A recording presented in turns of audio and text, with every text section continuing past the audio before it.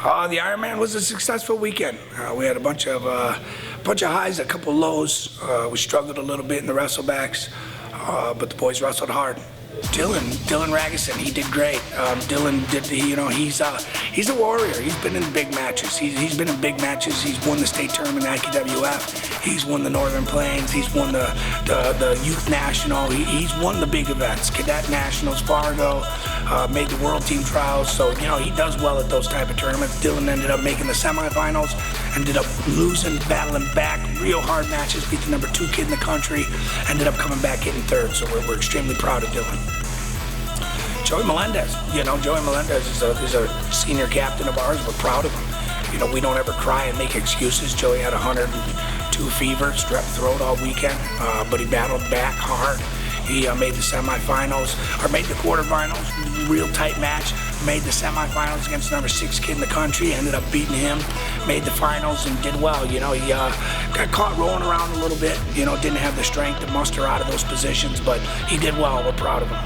Dylan Bartowski wrestled 126 and did extremely well for us.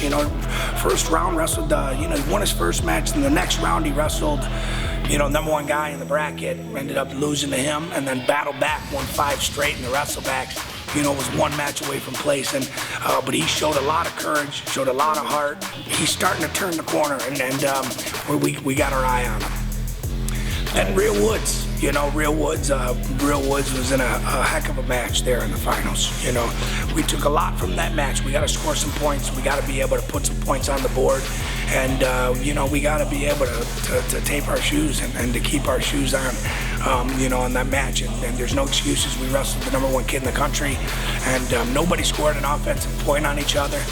It was penalty points, and we came away with the loss, but we learned a lot, and Real's ready to go. Luan did great. He battled extremely hard. He's coming back from a long summer. Will was wrestling at the World Championships. Obviously, he's a world champion. He didn't get much of a break these last year and a half. So, he went there, competed hard, lost to number 2 ranked kid in the semifinals, ended up winning a real big match in the semifinal wrestlebacks, ended up getting third in the event. And, we understand that it doesn't always go your way, let me say that. But when they don't go your way, the best wrestlers can overcome the adversity. They can continue to win. They can battle back for third. And Will showed his true heart. He showed truly where he is mentally, and he's a warrior. He battled back for third, and we're proud of him. Jake Stiles, last Saturday, he went from beating the number 16 kid in the country, Kendall Coleman, to going into the bracket, making the round of 16. Boom, right into the round of 16, he wrestles Mitch Moore, number 3 guy in the country. We take him into double overtime. He had his leg up in the air a couple times. We just, we're not experienced, not as experienced as Mitch Moore, but we ended up losing that match. We ended up battling back, winning 2 more. Getting into the place round, and then losing that match, and before you know it, guess what? We got Mitch Moore again for 6th and 7th and 8th place. So we fine-tuned a couple things, and Jake Stiles came out and got a win. He got a win over a guy that wrestled in who's number 1, a guy who's ranked 3rd in the country. And Jake Stiles last week beat the guy that was a finalist in the event. So Jake's right up there. We're excited to see his improvement.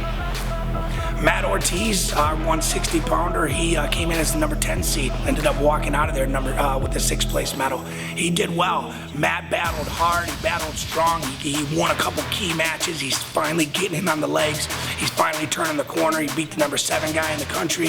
He had to do what it takes, and he did what it took. He took. He really dug deep. He really found ways to get off the bottom, ride guys. We're really impressed with his maturity, and Matt Ortiz is eyeing that state title. So Pete Christensen, our 195, came in as the number 10 seed, ended up getting 7th. He did extremely well. Also, he wrestled 2 guys that beat him at the preseason nationals, and one guy beat him 12-2. He ended up beating that guy twice at this tournament. Pete's battling. He's learning. He's a big kid, trying to grow into that body of his, and he doesn't know how big and strong he is, but he's finally believing it, and for him to overcome a couple recent losses is huge, and it's a step in the right direction.